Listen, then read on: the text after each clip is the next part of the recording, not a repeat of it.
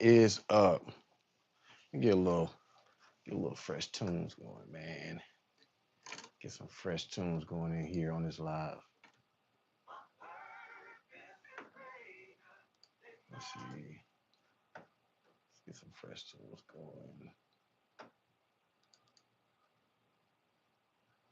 So today on this live, we're talking about mixing and mastering, and basically, this is basically a conversation. This is basically a conversation, kind of an open conversation, and not some conversation to be more so just politically correct or technically, uh, straight down the middle. I think everybody has a certain philosophy of what mixing and mastering is to them and what they feel like it's doing for their art and for their project. I just think that a lot of people get it mixed up of what you're mixing and mastering for. What medium are you mixing and mastering for? What audience are you mixing and mastering for? Like, what genre are you mixing and mastering for? What effect, what I'm saying, are you mixing and mastering for? Like, what I'm saying, are you trying to get people to dance? Because in that case, you'd have to have to um, make things just a little bit over the edge to get people's attention. And then in the same sense of you working on a genre like R&B or something, then what I'm saying, something can be, like a ballad, something can be just a little bit less subtle as far as mixing and master. You're not trying to get it to be like there's some huge effect on people. But if you're trying to make a huge effect in a party or make people dance, maybe make people get to the dance floor, then there's a lot of things about mixing and mastering that's done over the edge at a level that might not be, to be honest, might not be the politically correct thing to do. I think that's one level that the pros don't really share and the pros don't really tell you is that 10-15% that they're pushing their sound to at no type of discretion. They don't care. It's just like, hey, as long as I pay attention to these technical levels to where I don't go, what I'm saying, over a certain energy or over a certain peak, then I'm good. I'll stay in the parameters. I'll make sure my tone and everything is good and make sure it's not um, somewhat annoying. You know what I'm saying? Somewhat pleasant to the ears. But if I'm gonna push things to the limit, then yeah, I'm gonna push things over the limit. I'm not gonna like I'm not gonna like hold back if I need to push this kick up past in the red to make it hit your ears and to make it affect you and scare you. Because when I print it and when I give it to you, it has to have that effect. I can't sit back and say, oh, because I didn't push it in the, what I'm saying, damn, I tried to follow like that politically correct rule of not having it in the red, and now it doesn't have that same effect that it had before when you listen to it and you was just mixing it raw and you was just like, oh, I'm just gonna give like a premix and just mix it raw. So you must have like a certain level to where that is that 10-15% of pushing it to the levels that you want, be it mixing and mastering. Because mixing at the beginning was made because you had multiple band members and multiple background singers.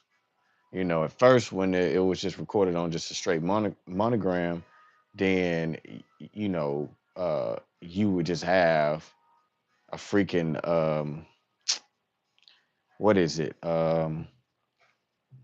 You'd have a just one mic recording whatever band setup or whatever it is.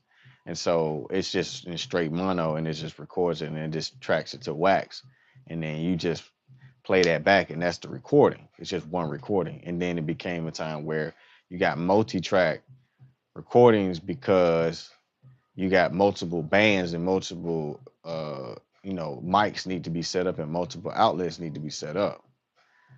I think somebody asked what kind of music do I do. I do I do a lot of R&B. I do mostly stuff with singers, mostly stuff like, I mean, if you consider it dancing house, I make some stuff, some upbeat stuff too. I make a lot of like Afro beat stuff, which we call it yacht music.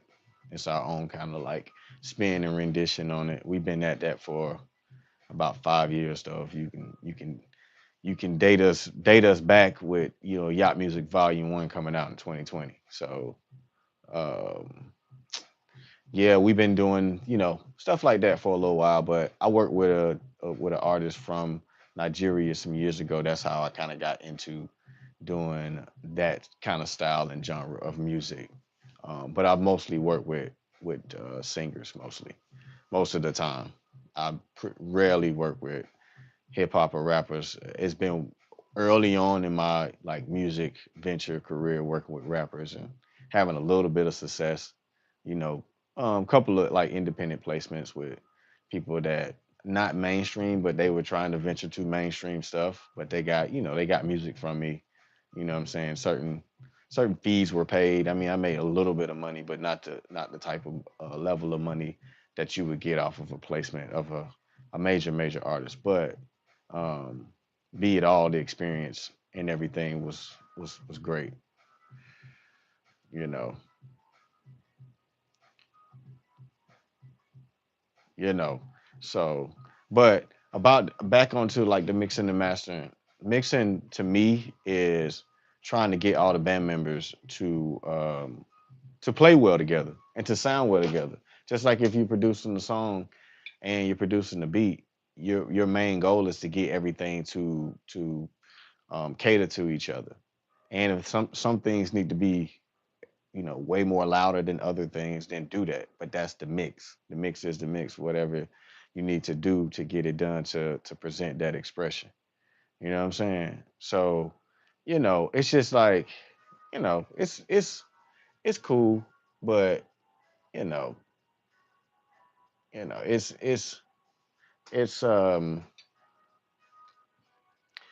like when you mixing and you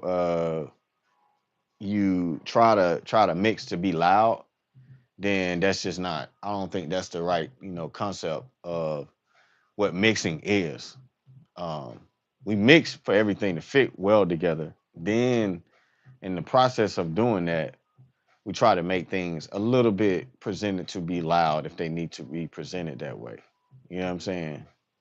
So I think about mixing as just a different level than a lot of people. I think a lot of people mix to be loud. I think now at this time when I got a lot of analog gear in between my MPC 61, and so that makes the sound have more information. You know what I'm saying? It makes it have more more presence going into the computer. And then once I load it into the computer and I have everything tracked out, then when I mix, it's not really to be loud because it's already loud. You know what I'm saying? It's already pretty much loud. At that moment, it's just about tone and dynamics. You know what I'm saying? It's about tone and dynamics after that. If you can get the tone right and the dynamics right, you good, you Gucci. But if you can't get the tone and the dynamics right, then all these other like add-on plugins and all these other like effects that you trying to put on there to help your sound comes from the inefficiency that it doesn't have from having analog gear because you're trying to compare it to the greatest people that you've ever heard. And then you're going back to your stuff and being like, dang, I'm mixing it. Why my shit ain't as why it doesn't have the presence. You know what I'm saying? It ain't even about being it loud. You like, damn, how the hell are they having this presence and not even being loud? It really is come down to like that grade of having quality stuff when you track it in. You know what I'm saying? And I don't even care. I'm speaking for the people who even use loops. If you use a loop, then take the loop out of the computer and retrack it through some analog gear and then track it back into the computer. And then you won't have to worry about putting 15 different plugins on one track. You can just stay in the zone and be like, okay, cool. I know that everything got print to this. I know all I got to do is worry about equalizing it and putting a little bit of dynamic control on it. And I think if a lot of people have been following my channel, they know that I don't put compression on directly on any sound either. I put it on parallel on the side and then I mix it back in. I never compress the original image. I never compress the original information. I want to keep it the same. I don't want to tamper with his peaks. You know what I'm saying? I just want to add to his RMS. So I just want to, uh, create a group of RMS to the side and then add it in. You know what I'm saying? It's like having chicken and then like having barbecue sauce on the side.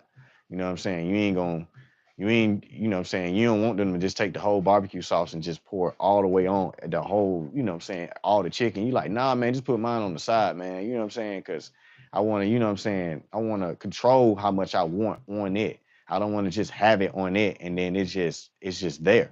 So that's the smart thing to do is to just not do it on it, but to do it on the side. That way you keep all the stuff that you tracked out, you keep it. You keep that original image. And when you EQ it on each channel, you'll see that you like, man, all I'm doing is EQing it, and all I'm doing is putting dynamics on the side because I got a good sound source from the beginning. So like I say, I don't even care if you're using loops from inside the computer. Take that sound, take it out of the computer, and retrack it in to your computer through some good gear, through some good tracking gear, and that way you have the best information in the best image of that sound that you can present that you possibly can present. Now, some of y'all don't have analog gear, and I do understand that. That's understandable. That ain't nothing to like look down on nobody about or whatever. You know what I'm saying? That ain't even really, you know what I'm saying? That ain't gonna stop you.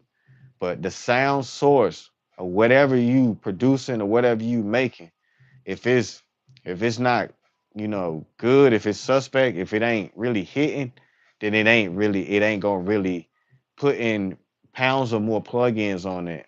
Ain't what plugins are for. Plugins are for making great sounds sound better, not to clean up bullshit ass sounds. There's no plugin out there that'll take a bullshit sound and just make it, amazing. It might boost it up a little bit, but it ain't gonna make it amazing to the level that when you started out with having a great sound already from the beginning and then putting it through that plugin or whatever you wanna, do with it when you get it into the computer. You know what I'm saying? And so even if you're using loops, even if you not, tracking directly through analog gear, it still comes down to you actually knowing that you have a good sound source. Because if you don't, then the mastering side of it won't even mean anything. Because it's just like when people remaster sounds, when they remaster sounds, like when they take a song from the past and they remaster that information of music and they put it through different filters, different things, and they try different things. The sound source was already great, so they don't have to go and just be like, oh, I got to clean it up. They might have to do a couple of technical things that they can, and we all know those things are that we all. I mean, you know what I'm saying? The most of us know those things that you do to clean a sound up. But we know if we starting with some shit that shit just weak, that shit just inefficient, that shit just ain't hit, and you driving yourself crazy trying to put. You got 10 plug-in goddamn companies on one goddamn sound trying to make the sound like, and then you turn all that shit off and then the sound it don't even, the source ain't even good. Like, you know what I'm saying? And then what you having right now of what you doing, it still can't beat the next man down the road that already got that sound source already right. That's the thing that we got to think about, and that's the thing that we got to take into account. We all got to have the right sound source at the beginning. That's what's important. It ain't about it's less about having, you know what I'm saying, I mean, everybody can have a dope beat.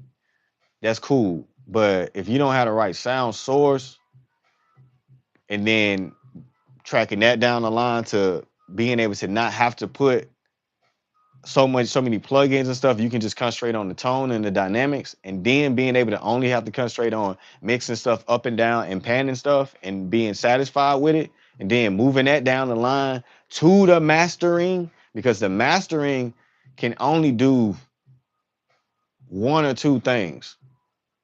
First, it's got to make it safe for you to print to whatever you print to. That's the number one goal for master. Number two, it's got to be about the certain um, advancements from that actual sound source, from that actual song that they're being like, hey, we can enhance this and we can enhance this, but we know the parameters to stay safe. You know what I'm saying? So, yeah, you're right. People definitely gonna have a loop. People definitely gonna have original style. And I don't think, what I'm saying, like I say, this ain't for me to tell people, what I'm saying, exactly what to do. This is for people to understand that there's certain things and pass downs that we pass on to each other that we need to like have some discernment about. But we need to be smart about what we're doing and know what mixing means to us for our project, for our art, and mastering means to us. Like truthfully, what it not what somebody else told you, because they gonna tell you what they're doing, even if they're a master engineer. But you gotta have some discernment to be like, what am I printing to? Am I printing the digital?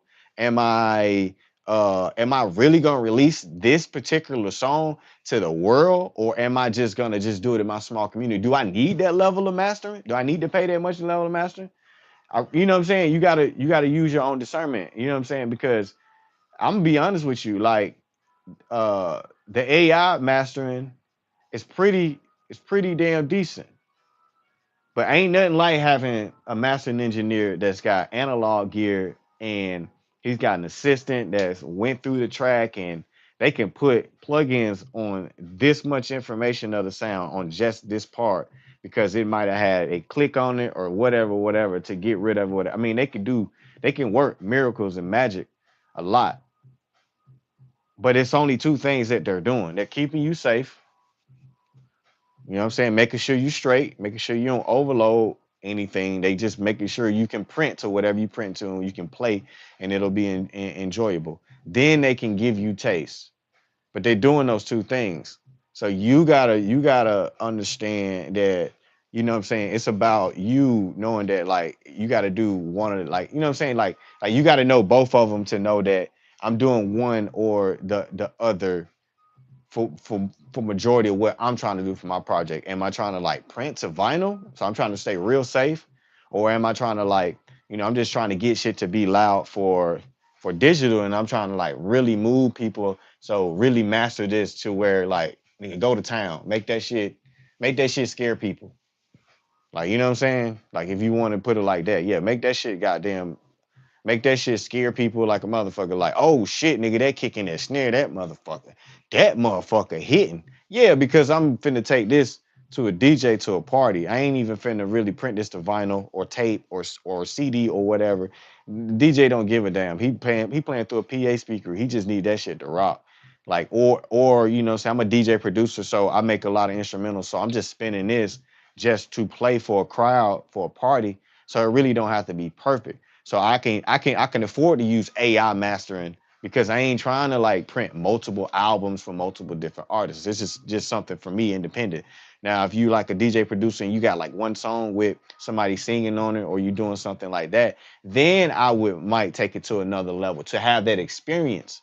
But at the same time, have your own style and philosophy for what you're trying to present, for what mastering means to you and what mixing mean to you. It's gonna mean totally different things to each human for what they trying to present their art for. For what you need to present your art for, you might need to work with this mastering engineer, or you might need to work with this mastering engineer, or you might need to work with, what I'm saying, this person. It might be different people based on what you can get out of that person, what that person on, and what that person on. This person might be real fun. So you like, you know what? I like that mastering engineer. Yeah, he real fun. I can tell him to be like, hey man, make that bass loud, make that shit hit. Oh, okay, cool, I got you. You know what I'm saying? And he's real fun. Somebody else might be like, oh, I'm not doing that because I'm trying to keep your stuff safe. So it depends on what human that you connect with to get to do the job. Same thing with mixing. If you mixing for yourself or you getting somebody to mix, make sure that you getting with somebody that humanly you can connect with and y'all got the same philosophy and the same style, because there's something to keep you safe and then there's something to put style on it, and you can do that with both for mixing and mastering. That's why people be upset with the mix, and that's why people be upset with the master sometimes, because it can add a certain style based on if you changing tones or you changing dynamics or whatever, it can make the song sound a little different. So but I'll let y'all, you know what I'm saying, tell me below or whatever, you know what I'm saying, in the comments what y'all think about uh what you think mixing and mastering is to you and what it means to you and your philosophy. And it could be totally different than somebody else. This ain't to knock nobody's routine of what they're doing. I just want to know what it means to you guys, because at the end of the day, you know what I'm saying? It's just like anything else. You're gonna paint the picture the way you want to paint the picture. Ain't nobody gonna stop you from painting the picture the way you want to paint your picture, and you should. You know what I'm saying? You should learn how to paint it your way. So you shouldn't just go verbatim being like, oh, you got to be politically correct. Like if somebody saw your session and you were doing something like, oh man, that's going in the red. Man, who the fuck cares, nigga? Who the fuck cares? As long as it makes sense to me, I know why it's going in the red and it's straight. It's good. Trust me. Oh man, you cooking ribs on the grill, man. That fire kind of hot. Don't worry about that. I got that. Know what I'm saying? Let me cook. That's how it should be. That's the philosophy of how it should be. So have your own philosophy. But I'm gonna let y'all have it. It's been a good one. It's been a good live. I just wanted to jump on here real quick, you know what I'm saying, and tell y'all my side and what I think about the mixing and the mastering and everything. But y'all let me know. I'm out. Peace. Let me know what y'all think down below.